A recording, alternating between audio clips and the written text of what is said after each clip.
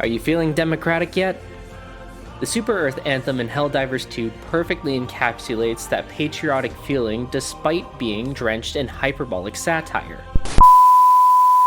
I mean, passionate nationalism. But why does this absolute behemoth of a piece fill you with a deep desire to unalive yourself for liberty? And why is it actually super well written? While some of the reasons might surprise you, let's get the most obvious out of the way first. The clear satirical undertone. Now, I will most definitely be called a traitor for what I'm about to say next, but it can't be understated that one of the main appeals of this song is the lyrics. For starters, it is clearly a parody of what a tyrannical government would stand for. We can see this in the line, "No questions or doubts shall be allowed, traitors will be disavowed." No questions or doubts shall be allowed, traitors will be disavowed. Very obviously outlining something a tyrant would say. The lyrics also use a lot of language that's commonly found in propaganda. An example of this is when the lyrics say, "Honor their deaths, do your part for the cause."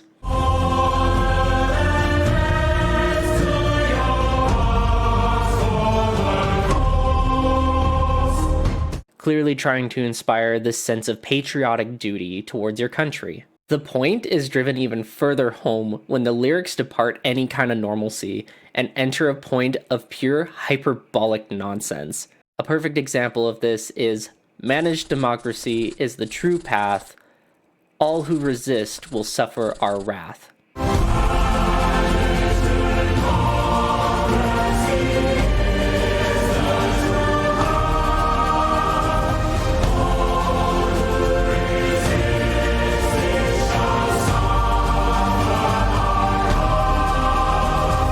Pretty on the nose. These lyrics, even though they're humorously over the top at times, offer very clear satirical themes and help with world building. It is the most obvious way to demonstrate why exactly this piece is very well written. Also, just as a small aside, the lyrics, "Our way of life, galaxy-wide, paved with the skulls of those who died," is low-key metal as frack. But now that the traitor speak is out of the way, let's dive into some less obvious reasons as to why this piece is super well written. Starting with how good this song stayed true to form for an anthem and made itself singable. Part of what makes an anthem good is how easy it is to sing. Think about it. If you are writing a song meant for the populace of an entire nation, let alone a planet, you have to make sure that it's easy enough that most people can just pick it up and sing it. The last thing you want is 1,000 wannabe Mariah Careys in the audience trying to sing these ridiculous high notes that they just can't quite get. When writing for the untrained populace, it's a bad idea to write a song that has too many crazy runs or jumps. It's just not going to work out well. This is where the Super Earth Anthem has actually done a really good job. The song has a range of a minor seventh, or 10 semitones, which is a fairly small range for a song considering it's under an octave. This range falls in line with a lot of other anthems, such as O Canada, which is an octave in range, or 12 semitones.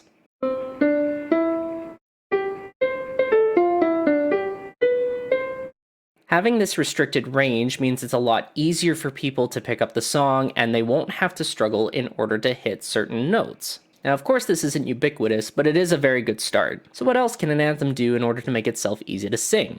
Well, instead of doing large leaps between notes, you can do small intervals between notes, doing what's called a step motion.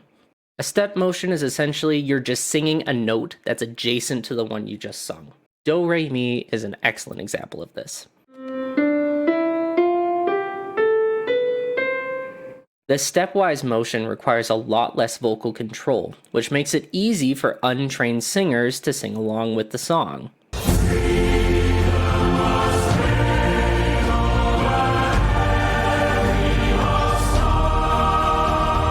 All of this is to say that it would have been super easy to write an epic choir piece for the Super Earth Anthem, but instead, the composer decided to take a realistic approach to what the anthem would be, just lending itself to how great this song is actually written.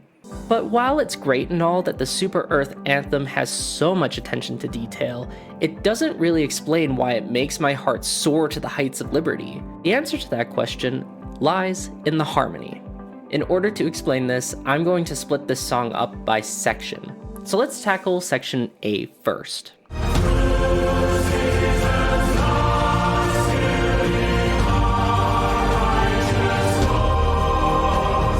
If we take a look at the chords isolated, this is what they sound like.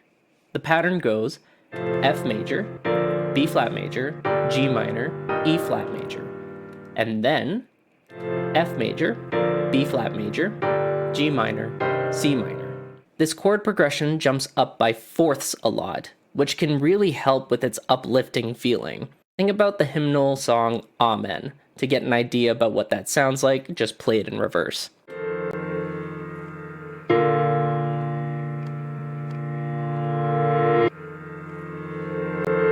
F major to B flat major is a fourth, G minor to C minor is a fourth, and so is B flat major to E flat major. But wait, where's that G minor that's in between? So the concept behind this is a little bit complicated, and I don't really have time to explain it in this video, but I will give a brief overview. Basically, that G minor chord serves the same harmonic function as the B flat major. So in this specific instance, we can kind of treat it as being interchangeable with each other.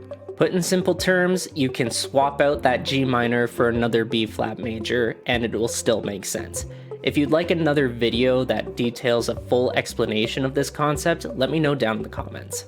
So to summarize why section A feels so uplifting, it's because of these massive jumps in fourths.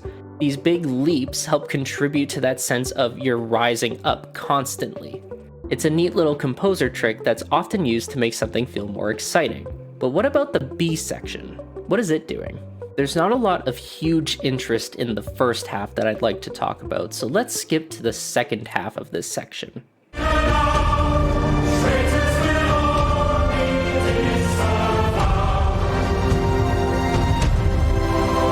Rather than jumping up by fourths, the end of the B section goes up by half steps, which leads to a much gentler rise than a fourth would, but still has a lifting effect.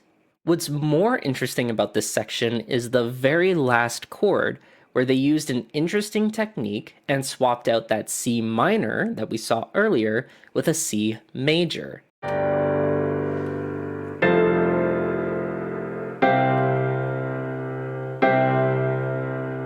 Swapping out a minor chord for a major chord has this brightening effect on a piece, which can really help lend to itself to that heartwarming, patriotic, uplifting sort of feeling that we're going for. And that C suspended fourth that occurs right before it acts as a transition, so that that C major doesn't feel like it's coming out of nowhere. This chord swap gives us a drastic and obvious shift in tone, which is a perfect transition back to that F major chord at the start of section A. Just to show you how drastic this effect is, I'm going to show you an example where the C minor is kept instead of being swapped out for a C major chord. And you can see how that sounds.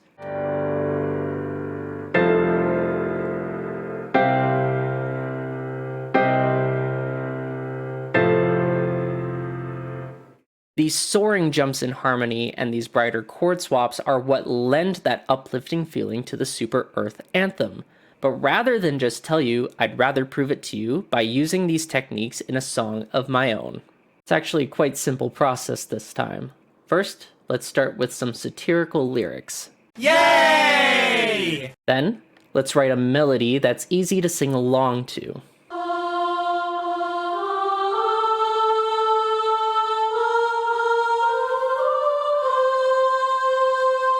Finally, place all of that over an uplifting, patriotic chord progression. I now give you the not-so-Super Earth Anthem.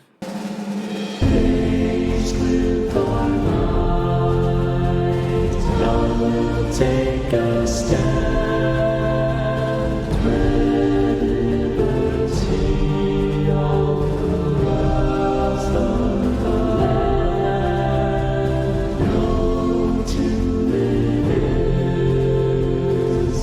By the sword.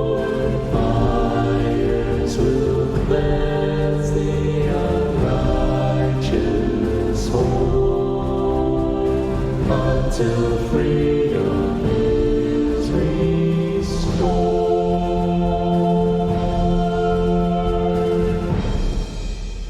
But that's all for this video. If you like my Helldivers 2 music analysis and you want to see more, click this video right here to watch a video I did on the Helldivers 2 drop theme. I go over a ton of interesting information on how to make a song sound truly epic. Remember to like and subscribe if you enjoyed this video. Thank you all so much for watching, and I will see you next time. Bye.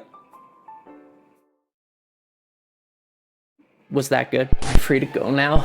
Please, I haven't seen my family in weeks. Please, keep treating me like this.